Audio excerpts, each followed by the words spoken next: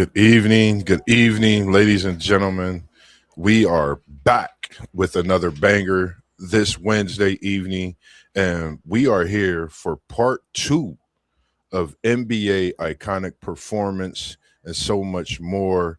But before we get to that, I know you used to seeing a normal face coming from South Bend, Bend Air, but we coming right in our own backyard today from the 614, and I'm here with one of the legends, one of the greats around town. He's known as the encyclopedia, the walking just book of knowledge, as I would say. It's so many names.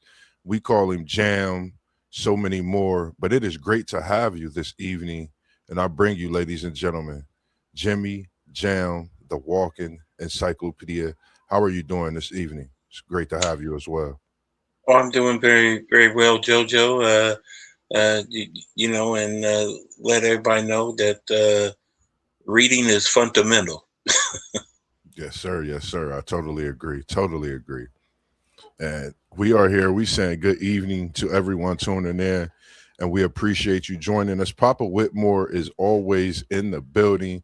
We appreciate you joining this evening as well, and birthing that great man post game also.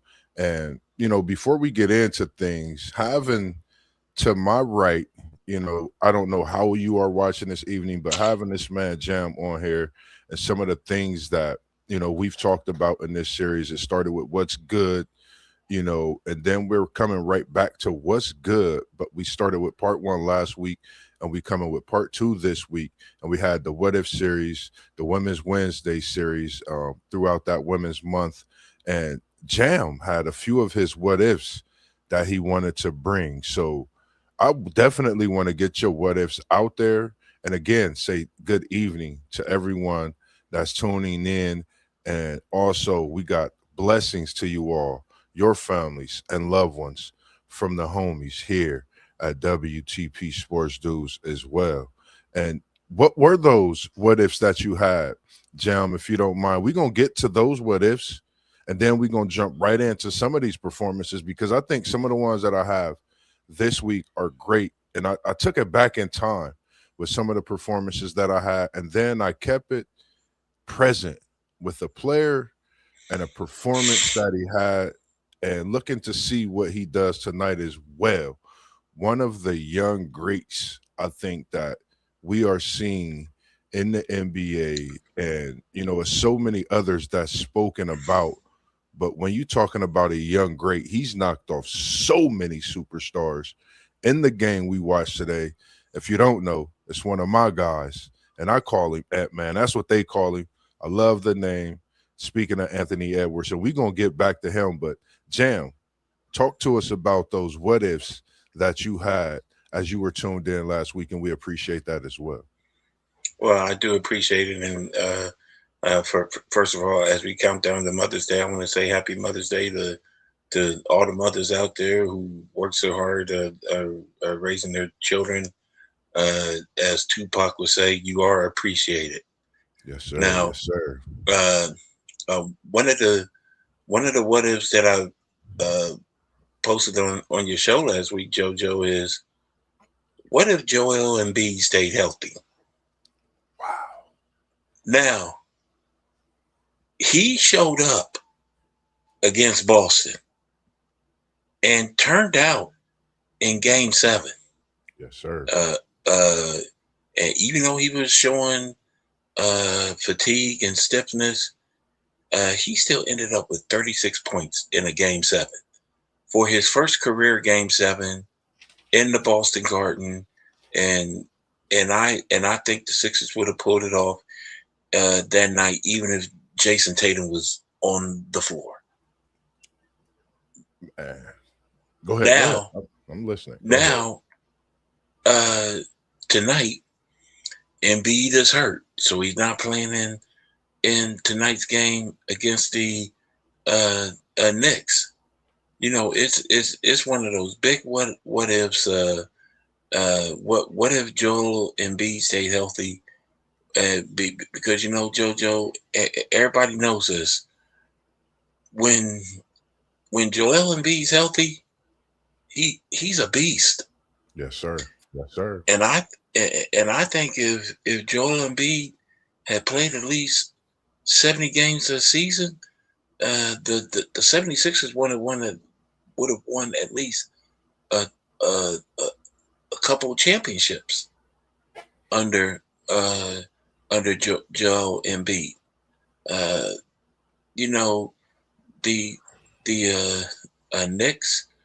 Uh, this is uh, this is their opportunity to take advantage of the fact that they're he's not on the floor tonight. Joel Embiid. We'll see what happens. Uh, but I had to put that out there, and one of the biggest what ifs. Nah, you hit right on point with that what if, because we had WTP Sports News, as you see. It seemed like this hand in hand went with the question at hand. You talk about what if, we talk about iconic performances, and we hear, it's game 2 tonight in the Garden, Philly at New York, and there's no Joel Embiid. So that what if, you talk about NBA iconic performance, and that brings us here to talk about Embiid. Let's do it. For me, I feel like, as post game said, better than Jokic, in my opinion. I feel the same way. I felt the same way due to the injuries that he had. Now, when you talking about an iconic performance, something that hasn't even really been talked about much, they were down 3-1, Jam, and Yeah, Embiid put on his backpack. He got his briefcase. He got that Louis bag, that Louis luggage, and put yeah, it all on him, and he was out there doing what he do. Now, I don't think people is giving him enough recognition due to the fact of what he did. That's a city of brotherly love. He put them brothers on his back. He put that city on the map. And I think when you speak of that, what if, I think you talking about the likes of Wilt, the likes of Kareem, the likes of Bill Russell, the likes of yeah, Shaquille O'Neal and yeah, Joel Embiid. People forget when he was in high school what he did in high school. He's playing against the little guys, all these things that they said, but he came to Kansas, a blue blood, played 1 year and went to the NBA. You can't ask for more of a player like Joel Embiid. And when you think about the what if he could stay healthy, I think we looking at one of the most dominant big men in this era, along with Jokic, respectively, in this game of basketball. And I'm glad you brought that up. Anything else you want to say on that one? Actually, uh, I do. I would love to see a healthy Joe Embiid in this series, because last time the Sixers played the Knicks, Joel Mm. Embiid scored 35 against the Knicks on one leg, and that's with Carl Anthony Towns on the floor, which would tell me he'll be traded at the end of this season. The Knicks going to bend over backwards to get Giannis. I But agree. uh, on that uh, on that note, I think this is the Knicks. First of all, the Knicks has no excuses. They don't have to face Jason Tatum. They don't have to face Tyrese Halliburton. Uh, uh, you, we know they can beat Cleveland. Uh, whether or not they can beat the Pistons, who actually had their number this regular season, you know that remains to be seen. But I'm gonna. This ain't a prediction. This is a guarantee. If the Knicks don't make it to the NBA Finals, Mike Brown is out of a job. Ooh, big talks. I agree with you on that one as well. I think when you speak on the Knicks and what they've done to build around Brunson, Cat, bringing him over in that blockbuster trade at the time, I think, we looking at 2 games tonight to where, coaches' jobs can be in jeopardy when it pertains to these series. And we going to get to those Minnesota Timberwolves. But as you talking about the Knicks, this is iconic. This is NBA playoffs we talking about. We can't talk about New York and be talking about iconic NBA playoffs. And I know you might have been up. I know you might have been watching this game, Jam.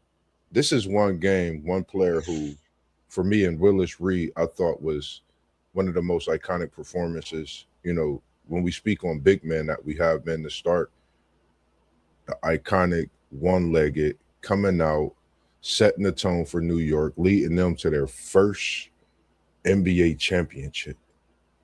What's your Uh, thoughts on that performance from Willis Reed? What could you tell me a little more about that one? well, uh, I remember that game well. At the time, ABC was the network that aired the NBA Finals. Yes, sir. Uh, and in them days, when the NBA Finals was on a Saturday and Sunday, it was a day game. It was not a night game in them days. But Willis Reed hit uh, those first two shots of the game, and uh, those are the only points he needed because the Knicks was hyped on that day. Wilt Chamberlain showed a little bit of aging at Hmm. that time. Yes, sir. Uh, Jerry West was still Jerry West. Uh, Elgin Baylor. Uh, they, but the Knicks was just unstoppable uh, that day. Uh, it was Game 7, and I mean kudos to the Knicks and Willis Reed on that day. Yes, sir. For me, it was exactly what you said and more. When you say a player could come out and defeat a team, when he walked out of that locker room, not to mention, like you said, being a game 7, one of the most back and forth series that if you really think about it during them times, everything that was going on, being in a Big Apple, you talking about New York City, you talking about this championship not just changed the franchise, but it changed the city, and that's at that moment which really made it the Big Apple, the big city, bright lights. When you think of that, you think of Willis Reed, and he demoralized with those first few buckets. You talking about a 50-point performance and a 4-point performance that can literally take a team's momentum, franchise, the energy, suck the air out the building. And that's what he did. And, for him to hobble out and do what he did, and like you said, it was at a time where Chamberlain was aging, for him to stand stout and go through that injury, just to be the man and be that stout and get out on the court and perform that way. I think that momentum, of course, carried the Knicks throughout that game. I think it was a special feat for me to watch, for the times that I've watched it, and even overlooking it just over the past few years and today again as I did. And for the Garden, there's many iconic moments, and I'm gonna go a few decades ahead, and I'm gonna go to the 1999 New York Madison Square Garden, the LJ game, the 4-point play, where Allen Houston, the Spreewell, was the first two options. Larry Johnson being the third, fourth, not even an option, but Marcus Camby said, "You are the option," knowing the circumstances, situations, what Larry Johnson went through in his career, being from, it goes all the way back to UNLV days, being undefeated, coming in, Grandma Ma, being this, gold tooth, different type of specimen that changed things when he came into the league. I really enjoy watching Larry play. Something special. Grandma Ma was something. And to this iconic performance, what's your thoughts on the game, how it changed then? Because for me, it was the biggest Well, thing since Patrick Ewing. it changed. It definitely changed Larry Johnson because he was considered a bust in Charlotte, and for him to hit that that game tying uh, three 3-point shot that turned into a 4-point play to put the Knicks ahead. It was very iconic, when people mention Larry Johnson and the Running Rebels, JoJo, uh, here's a note that always gets left out of UNLV winning the national championship. UNLV is the only school in NCAA history ever to put up 100 points in the NCAA championship game. Mm. When they scored 103 over Duke, they won in 1990, 103 to 73. Yep. Uh, so Watching the highlights of that game was insane. To yeah, see, that type of team going against a Coach K, running up and down the floor. You seeing the Duke, you used to seeing the Duke team do the things yeah. that was getting done to them.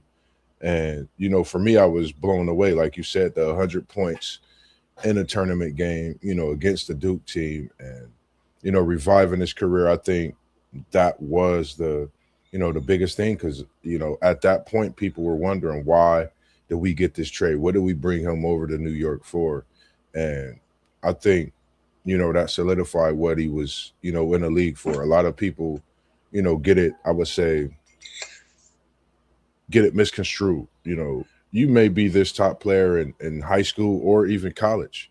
You may get to the NBA. I don't look at it as always a bust. Some people might not be ready for that prime time light, and it might just be you were at that elite level then, and you kind of, slowed down. It's always not, to me, just being a bust. I think when you speak of a bust, you really got to say from day one when you think of being a prominent player from high school to college and you get to that level and you're not doing anything that goes to question your love for the game at that point. I would say that's just Well, my opinion. Larry Johnson, for the record, he definitely was no Kwame Brown, but but but in terms of the reason why Larry Johnson was labeled a bust, Hmm. because when he signed with Charlotte, he did something that's rare for professional athletes in all sports. He signed a 10-year deal with Charlotte. Yeah, If you sign a 10-year deal and you don't play all 10 seasons with that team, that is considered a bust. yeah, Not unless you get an NBA a championship, and uh, even in his uh, Charlotte, they they they were a good team with him and Lonzo Mourning and uh, Muggsy Bogues, but I wouldn't consider them a great team, considering that they was always getting swept by Jordan. Uh, uh, the Hornets and Knicks getting into fist fights and yeah. all that type of stuff. I feel that they didn't play a a lot of smart basketball.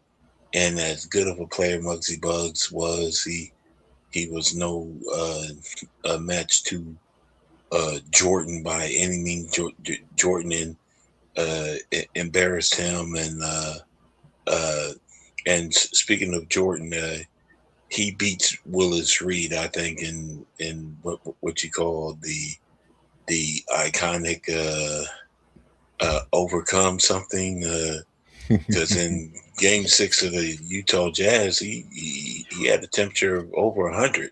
Yeah, He had the flu and still win the game winning shot. So, but getting back to to Grandmama and all that, Larry Johnson, he was a decent player, and yes, uh he took advantage. Uh, I think the Knicks really could have beat the Spurs if Patrick Ewing was on the floor, which led to my other what if Wednesday last week. What if both Patrick Ewing and Bernard King was healthy at the same time. Because when in the 2 years they were teammates, they never played together on the court. In the 1985-86 season, Ewing's rookie season, he dealt with injuries, and Bernard King actually missed the rest of the season, missed the whole season. And then Ewing's second season, he got hurt again.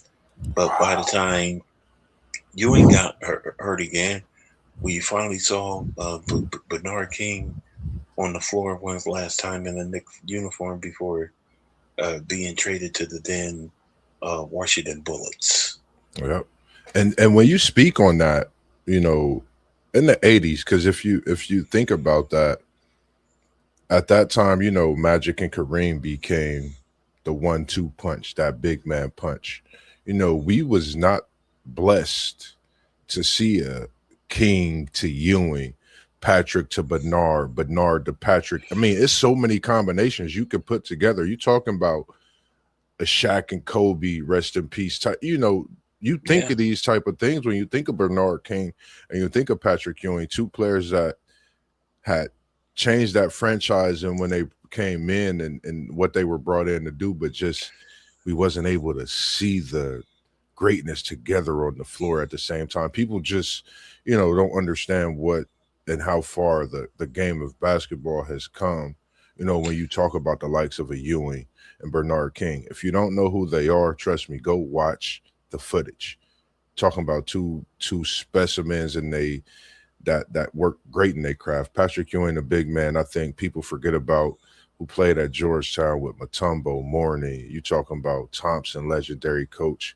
When they went to get that kid from when he was in high school in another country. All these different things people don't know to you. Mutombo, I mean, but the history, even when they went to get Ewing as well, seeing him and what he brought to, Georgetown and coming to New York. So it's just so many different things that I think people fail to realize until you go do, a little bit of knowledge and maybe look at a few games so that you can see the difference in how it was played then, how it's played now, and the effect that they could have in even today's game.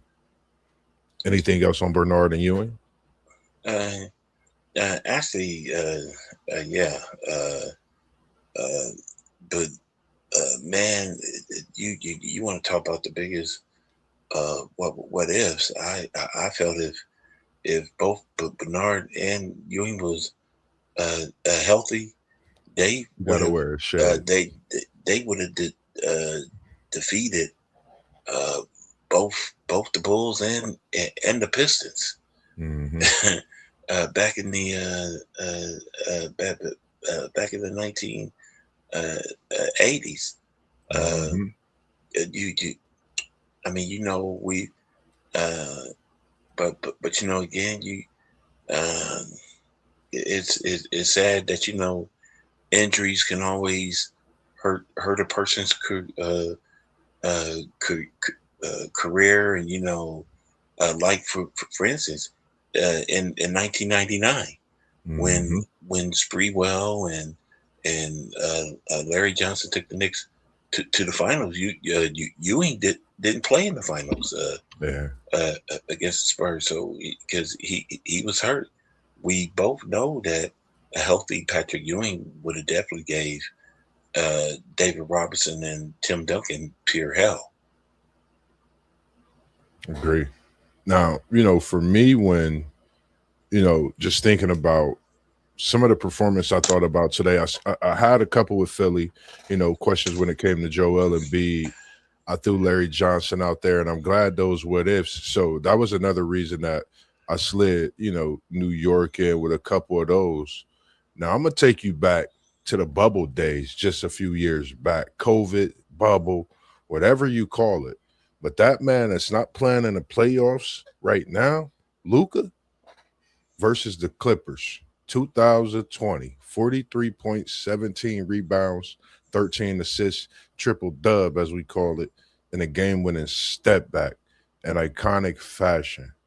What's your thoughts on Luka Doncic in this blazing performance? 17 rebounds blew my mind, but some of those were coast to coast on part of that 43, even catching a rebound and dropping off an assist on the way to that 43. But the step back, Bobby Jack for the winner was what got my attention and put him right at that 43 threshold for the evening. What's your thoughts on this and Luca himself?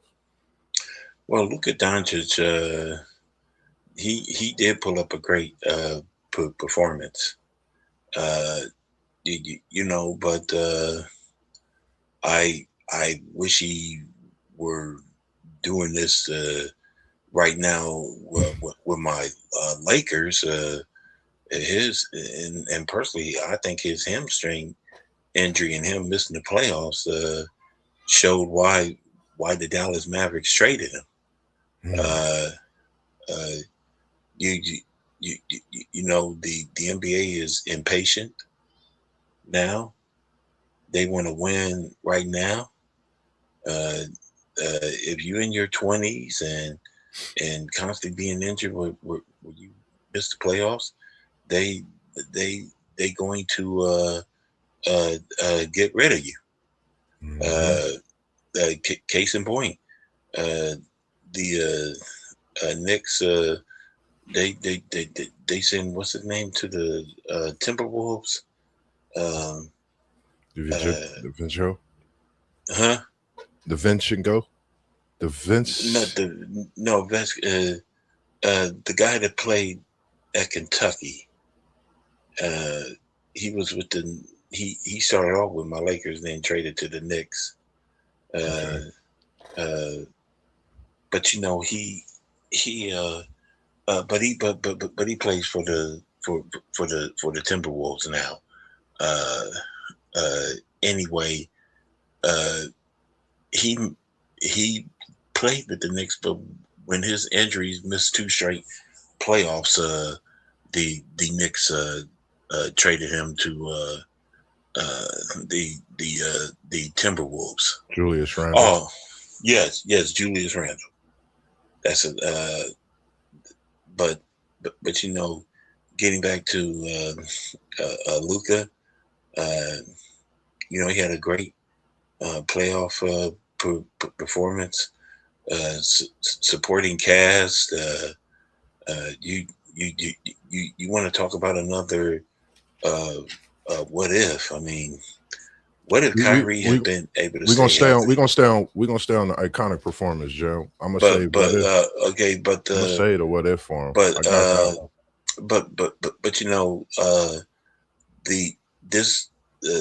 that may be Luka's first ever iconic performance, but I guarantee you it won't be his last. I agree. He's going to have more.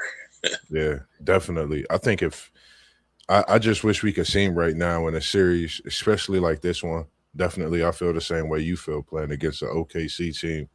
I think seeing him and LeBron on the same court right now, I think that would be iconic in itself, knowing the possibilities of the performances that they could display. That would definitely be special. Yeah. That definitely would be special. Unfortunately, but because of Luka's injury, LeBron doesn't want to, but he's forced to be the first option. Guaranteed. Scoring option.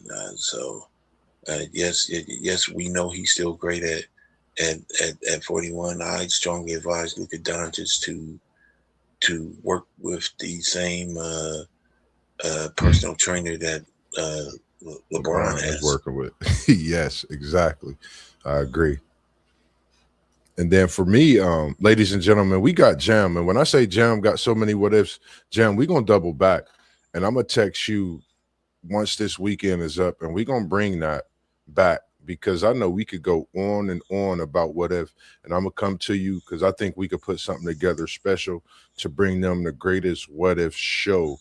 I think that'll put us, we'll be at part 6 on the what if. So I definitely will be messaging you, once we finish this show throughout the rest of the weekend, so we could put that together because I would love to have you featured on that what if when I do that next edition, because I'm going to just throw some players out there, and I know you already have that what if, and we gonna go back and forth and get a people something different on the cook up, featuring like a conversation with Mossberg. It's gonna be with Jimmy Jam on the what if part 6. It's gonna be something special, and I think it's only right to have it because of what your knowledge brings and the different things that we really hit on base with in our mindset as well.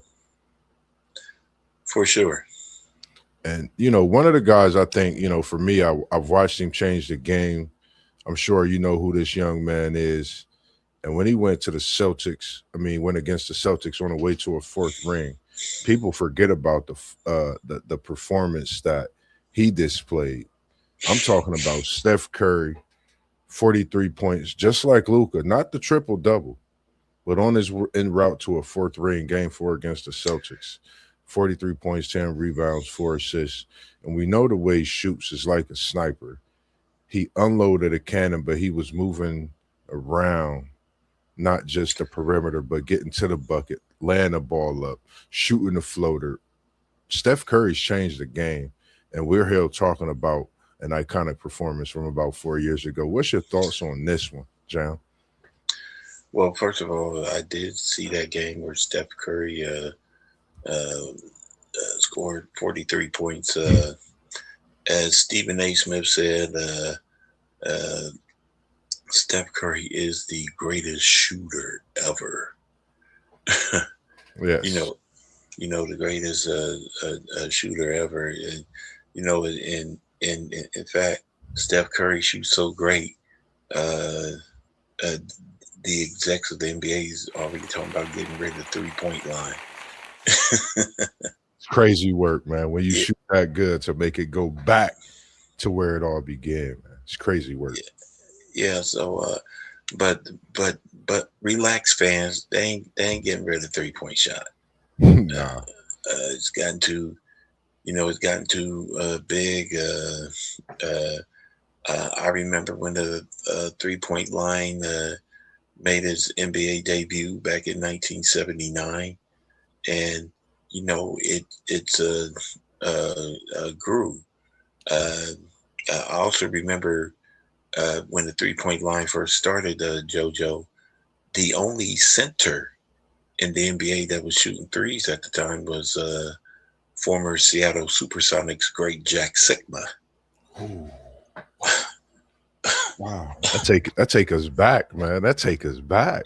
Yeah, so people definitely remembers Jack Sigma in 20 seasons in the NBA. Kareem uh, shot a 3-pointer only one time, and it went in. And now everybody's shooting the three from the size of, if you 7 feet, it's normal to see you shoot a three, which is crazy nowadays. And even when I play on a video game, it's like, you got 6'11" and 7-footers shooting three. So it kind of it's something, man. It's a Uh, special thing, man. Watching Steph Curry. yeah, yeah. I mean, Steph Curry. He's the greatest shooter of all time. He's a shoe in for the Hall of Fame. Uh, and it's always special when you win NBA Finals MVP against the Boston Celtics, uh, with both Jason Tatum and Jalen Brown. Yes, Uh, indeed. it's sad. I wish Jason Tatum would have played Game 7, but I don't think that would have made a difference. But getting back to Stephen Curry, him and Klay Thompson, yes, the Splash Brothers, and yes, Klay Thompson's a big name too, people. I just Hmm. want y'all to know, Yes, indeed. Klay. For all the talk about no one knew who Klay Thompson was before making the stallion, let me tell y'all that's a lie. We all know who Klay Thompson was. I'm one of the people, JoJo, who remembers his father, Michael Thompson, Mm-hmm. the All American with the Golden Gophers. Started his career off in Portland, and then won back-to-back titles with Magic Johnson and the Lakers. So Yeah. I definitely we all know who who Klay Thompson was. Him and Steph Curry, they complemented it each other. And I think if it wasn't for the injuries of Klay Thompson, that he'd still be in the Golden State uniform, splashing with his brother Steph. Yeah, I agree. And for this one, I kept a few of them in here, like, because with your what ifs, I agree. I appreciate you having those in, and I'm a bring this last one in, and when I speak on this player, this is one of I like this kid, man, this young guy, this young future Hall of Famer. Like I like Michael Jordan, Jam, and that's a lot when you speaking of likes of the GOAT. You know, Yeah, this is my guy, man, Anthony Edwards.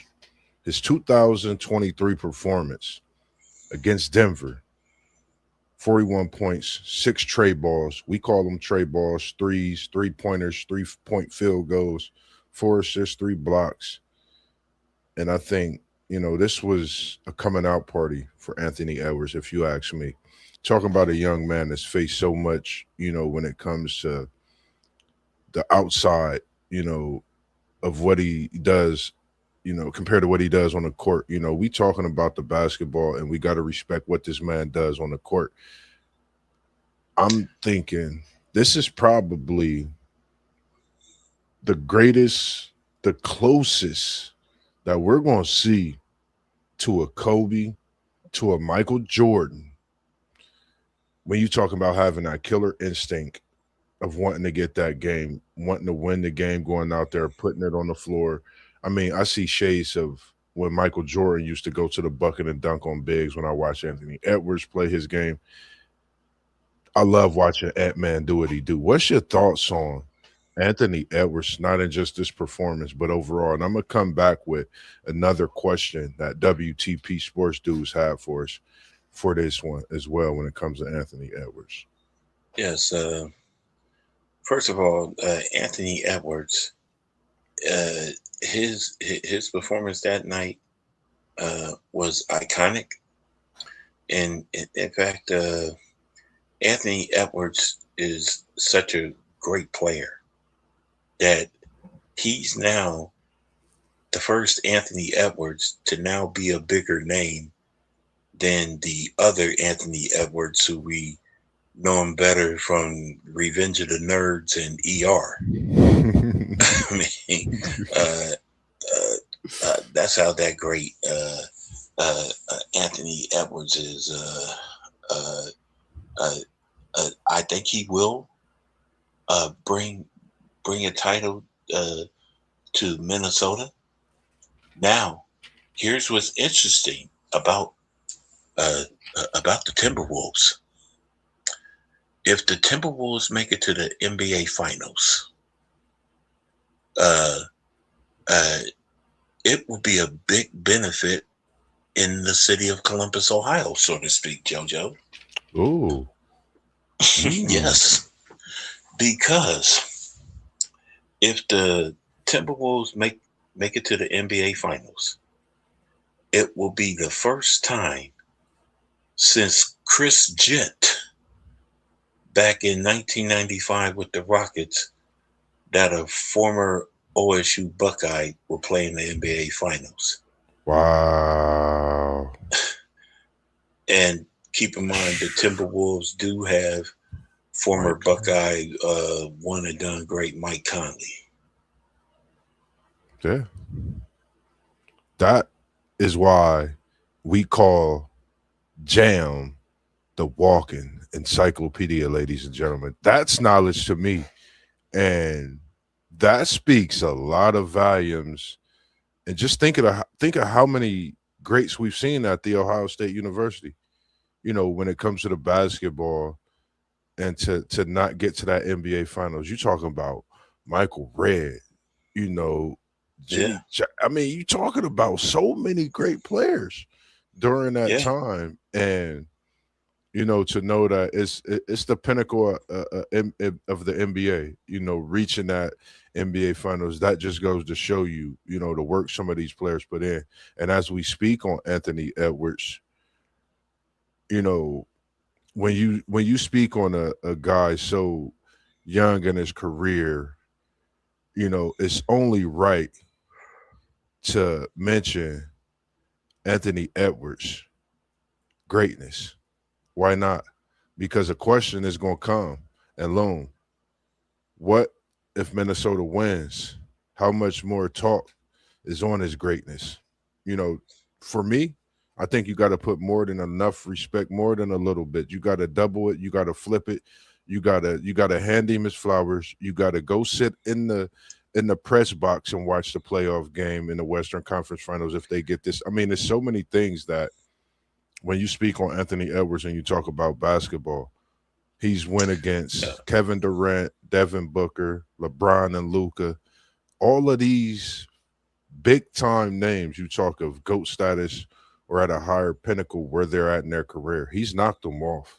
And I think this is the only thing that he needs to do right now. If he could take out San Antonio and win Benyama, I think this is big for his career and this catapults him to greatness even sooner.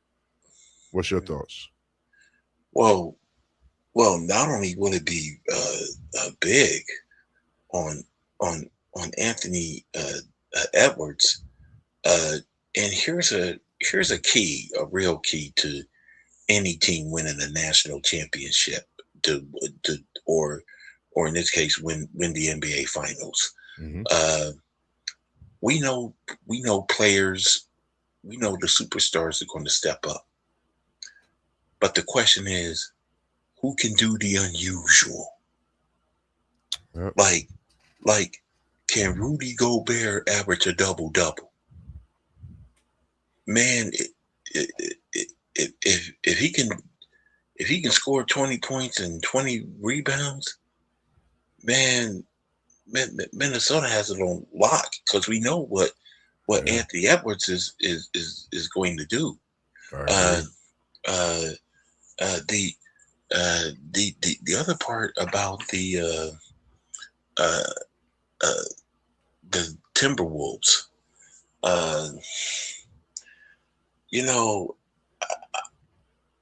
I just don't think they have an answer for Oklahoma City.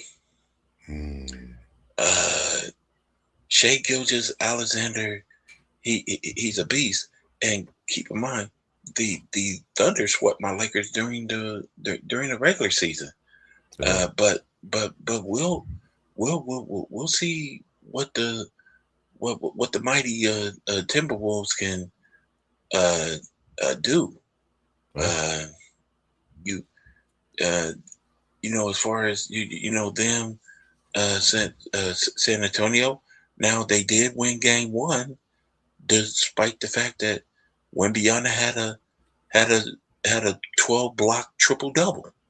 yeah. Uh, uh, uh, I think the Spurs are the future, but they ain't ready yet. Mm, Uh, they got to be able to win the close games, and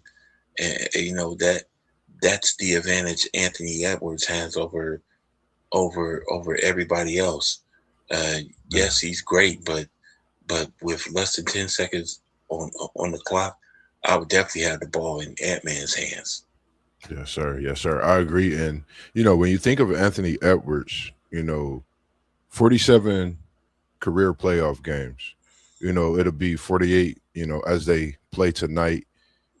26 points per game, 6.6 rebounds per game, 5.2 assists per game. Those are stats that Mike was putting up in his young career. This is the Mike that didn't get to the finals, ladies and gentlemen, that everybody talk about. Yes, I remember that Mike, but when he get to the finals, he don't lose. Now, as we carry on about Anthony Edwards' greatness, I had to get that in there because a lot of people don't understand when you average in these type of numbers in your early career in the playoffs how iconic that is. Not to mention Game 2 is when Anthony Edwards puts on that cape and does things that only Superman do, Batman. He got his Robin as he did last game, and Conley as you spoke on.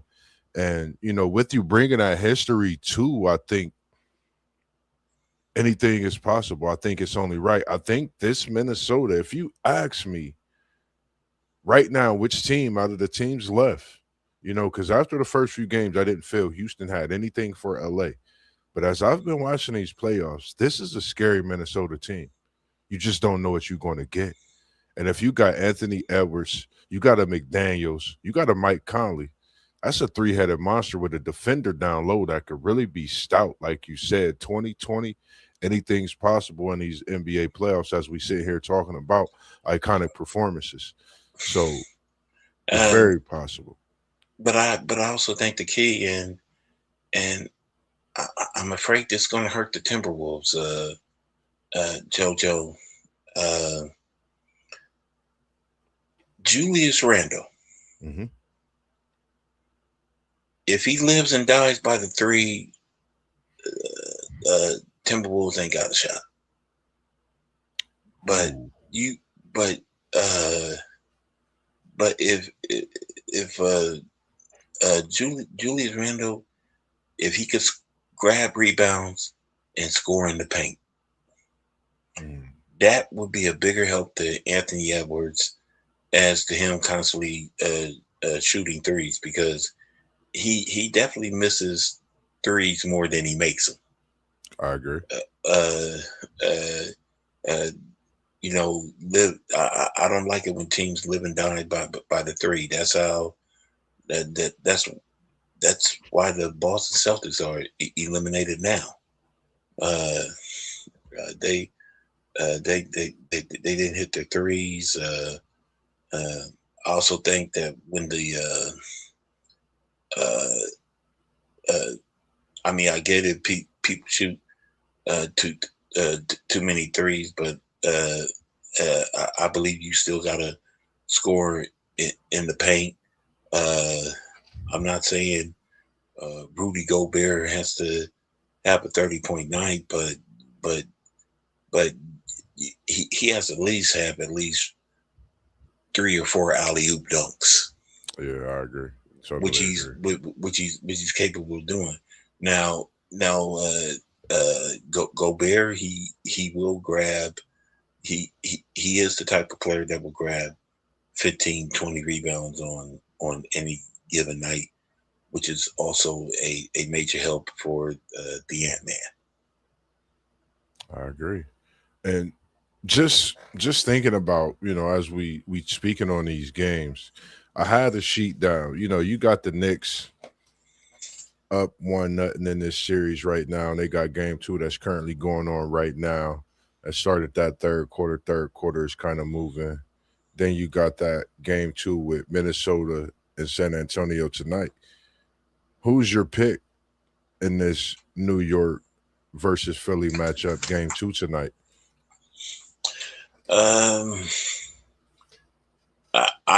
I think the Knicks can pull it off, but it would be a major upset if Philly wins tonight without Joel Embiid. And as far as game 2 in San Antonio,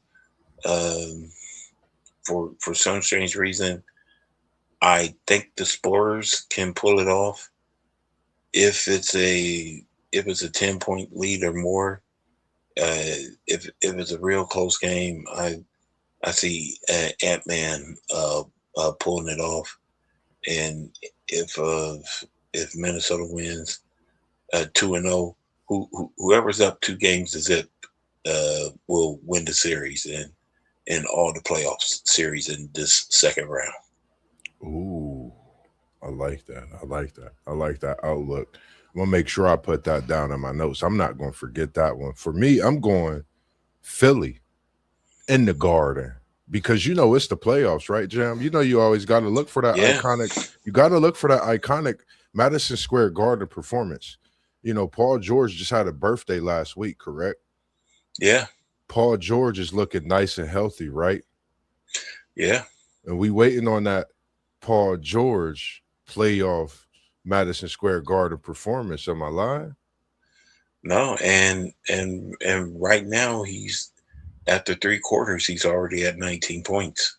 Shh, Jam, I ain't even watching it. I'm just speaking it too.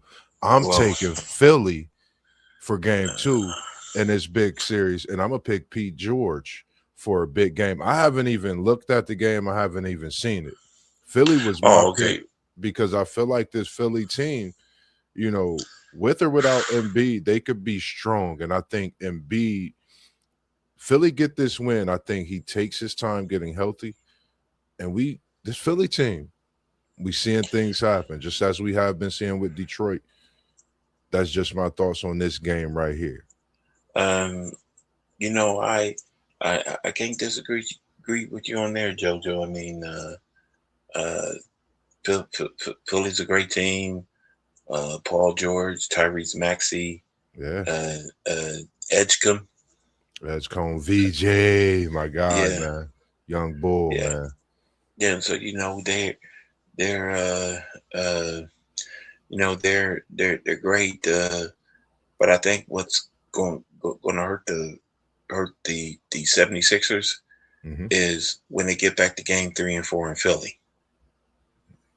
Now, and I say this, um, Philadelphia is actually a home game for Jalen Brunson. Yeah. Remember, he's a 2-time NCAA champion at Villanova. Villanova. Yeah. So I mean, uh, it's uh, when you're a great player and you feel comfortable uh, in a house that used to be called your house, Yeah.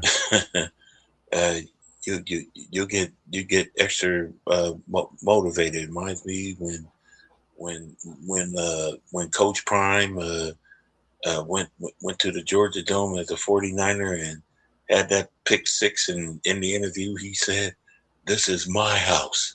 Yeah. I built this house." That's J, J, I think Jalen Brunson and Mikal Bridges, who also played at Villanova. Yes, sir. I think they'll be extra motivated playing in their own home arena in where they was at Villanova. Cool. I like that. I'm still taking Philly. And I totally agree. And only thing I could think is that too much added with the playoffs. We know what you built. We know the house you built. Could that be added pressure at this point in the playoffs, knowing the things that could happen with the coaching changes as well? But we'll save some of that for next week. I'm gonna give them my opinion though for this big game too, down in Texas, San Antonio. I love some people down in Texas. Got a couple people on the podcast team that we network and talk to, but I'm taking Anthony Edwards. He's one of my guys. He performs in game two. I think he'll come out and have a 30 burger. Game two in San Antonio, I'm Minnesota. I'm I'm I'm I'm going to take uh, Anthony Edwards as well.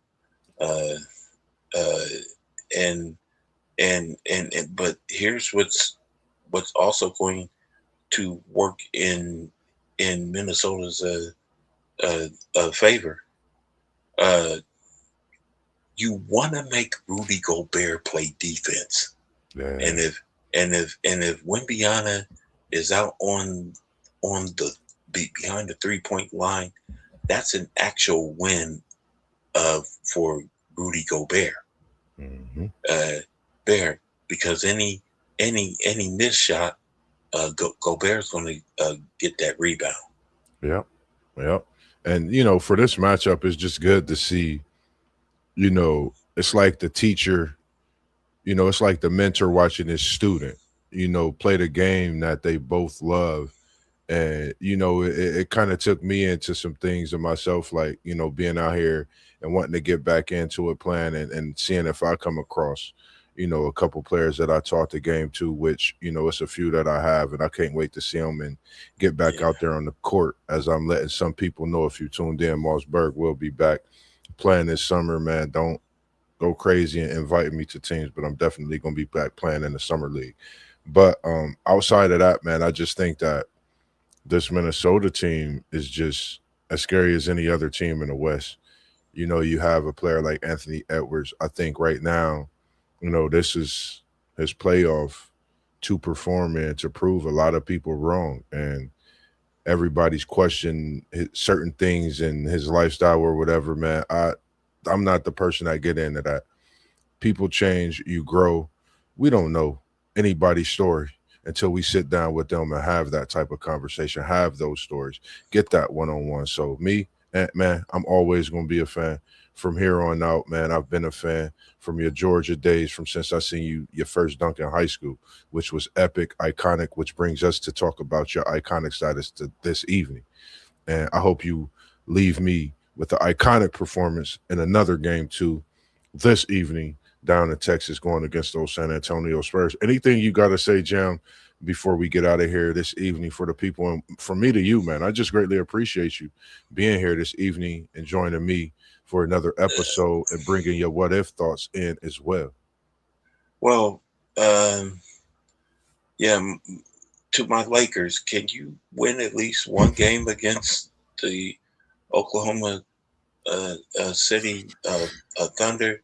And if LeBron signs with the Lakers after becoming a free agent, please give Bronny more minutes.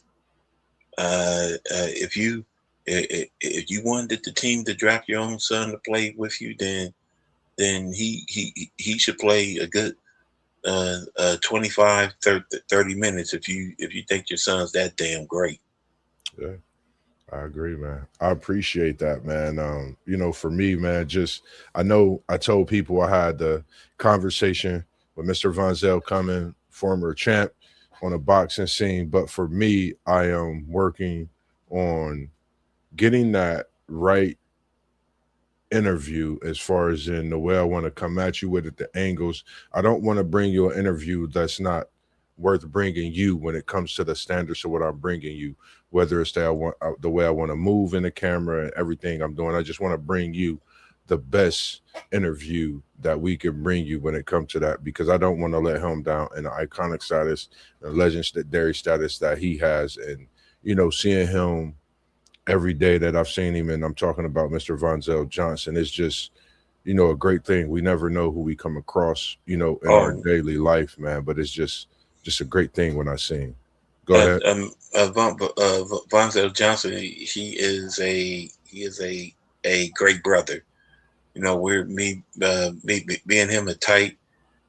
He even saw my national TV debut 10 years ago when I was on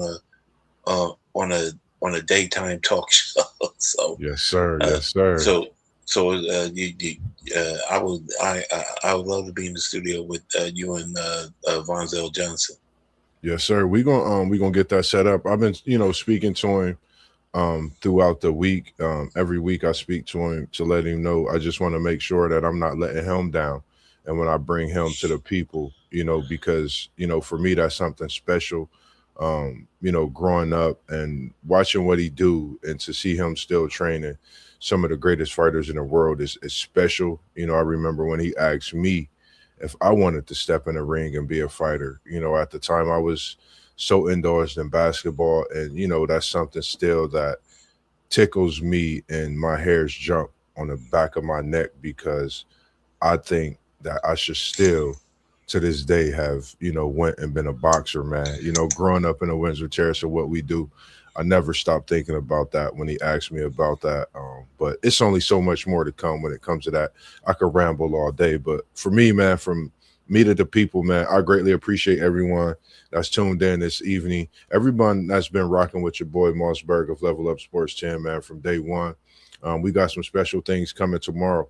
We got your man post game. He gonna be bending air from South Bend in the Midwest, straight from Indiana, and we don't want to tell you what he's bringing. You just make sure you got your notifications on.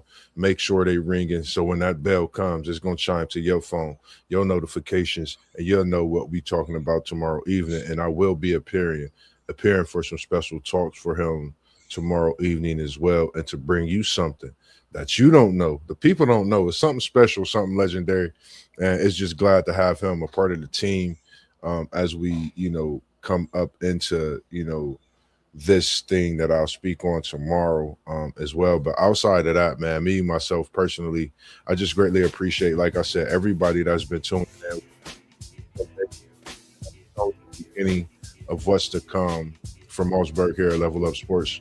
And if it's you out there, if you're an athlete, if you're a parent that has an athlete, if you're watching this and if you're tuning in, you might be part of Houday Nation, you might be a part of Florida State Nation, whatever nation you're a part of.